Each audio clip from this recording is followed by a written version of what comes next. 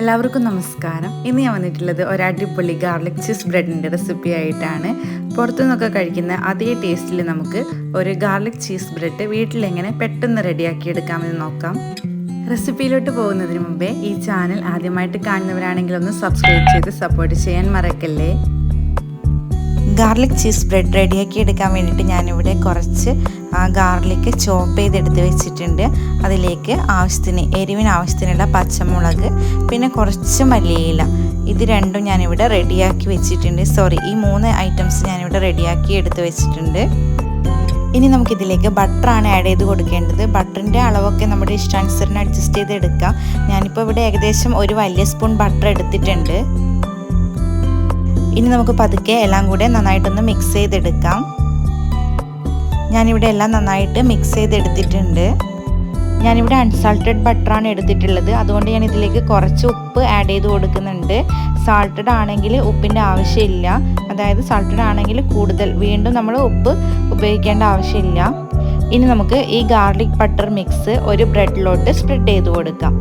ഞാനിവിടെ എടുത്തിട്ടുള്ളത് സാൻഡ്വിച്ച് ബ്രെഡാണ്. അത്യാവശ്യം നല്ല വലിപ്പമുള്ള ബ്രെഡാണ് ഞാനിവിടെ എടുത്തിട്ടുള്ളത്. ഞാൻ ഈ മിക്സ് ഈ ബ്രെഡിലോട്ട് സ്പ്രെഡ് ചെയ്ത് കൊടുക്കുന്നുണ്ട്. നമുക്ക് 2 ബ്രെഡിലോട്ട് ഇത് സ്പ്രെഡ് ചെയ്ത് കൊടുക്കേണ്ടതായിട്ടുണ്ട്. ആദ്യം നമുക്ക് ഒരു പീസിൽ സ്പ്രെഡ് ചെയ്ത് കൊടുക്കാം. സാൻഡ്വിച്ച് ബ്രെഡ് അവൈലബിൾ അല്ലെങ്കിൽ നമുക്കിത് സാധാരണ ബ്രെഡിലും ചെയ്യാം. സാൻഡ്വിച്ച് ബ്രെഡിലാകുമ്പോൾ ഇത് പെട്ടെന്ന് ബ്രെഡ് പൊടിഞ്ഞു പോവില്ല, കുറച്ച് കട്ടി ഉണ്ടാവും ബ്രെഡിന്. നോർമൽ ബ്രെഡ് ആകുമ്പോൾ പെട്ടെന്ന് അത് പൊടിഞ്ഞു പോകും. അങ്ങനെ ഞാനിവിടെ ഒരു പീസ് ബ്രെഡിൽ ഓൾമോസ്റ്റ് ഞാൻ സ്പ്രെഡ് ചെയ്ത് കൊടുത്തിട്ടുണ്ട്. ഇനി നമുക്ക് ഇതൊരു പാനിൽ വെച്ചിട്ട് ചൂടാക്കി എടുക്കാം. അതിന് വേണ്ടിയിട്ട് ഞാനിവിടെ ഒരു പാൻ റെഡിയാക്കിയിട്ടുണ്ടായിരുന്നു. അതിലേക്ക് ഞാൻ ഈ ബ്രെഡ്, അതായത് നമ്മൾ സ്പ്രെഡ് ചെയ്ത ഭാഗം അടിയിൽ വരത്തക്ക വിധം ഞാൻ ബ്രെഡ് ആ പാനിലോട്ട് ഇട്ട് കൊടുത്തിട്ടുണ്ട്. ഇനി നമുക്ക് ഒരു പീസ് ചീസ് ഈ ബ്രെഡിൻ്റെ മുകളിലോട്ട് വെച്ച് കൊടുക്കാം. ഞാനിവിടെ സാൻഡ്വിച്ചിലൊക്കെ ഉപയോഗിക്കുന്ന നോർമൽ ചീസാണ് എടുത്തിട്ടുള്ളത്. മൊസറല്ല ചീസാണ് യൂസ് ചെയ്യുന്നതെങ്കിൽ ഇതിന് മുകളിലോട്ട് ജസ്റ്റ് ഒന്ന് ഗ്രേറ്റ് ചെയ്തിട്ട് കൊടുത്താലും മതി.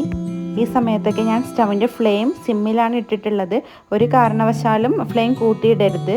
ഞാൻ ഇതിന് മുകളിലോട്ട് നെക്സ്റ്റ് പീസ് ബ്രെഡ് കൂടെ വെച്ച് കൊടുക്കുകയാണ്. ഇനി നമുക്ക് ബാലൻസ് വന്നിട്ടുള്ള ഗാർലിക് ബട്ടർ മിക്സ് ഈ സെക്കൻഡ് പീസ് ബ്രെഡിന് മുകളിലോട്ട് സ്പ്രെഡ് ചെയ്ത് കൊടുക്കാം. സിംഗിൾ ബ്രെഡ് മാത്രം മതിയെങ്കിൽ നമുക്ക് അങ്ങനെയും ചെയ്യാം. ചീസ് വെച്ചതിന് ശേഷം നോൺ സ്റ്റിക്ക് പാൻ അടച്ച് വെച്ചിട്ട് കുക്ക് ചെയ്താൽ മതി.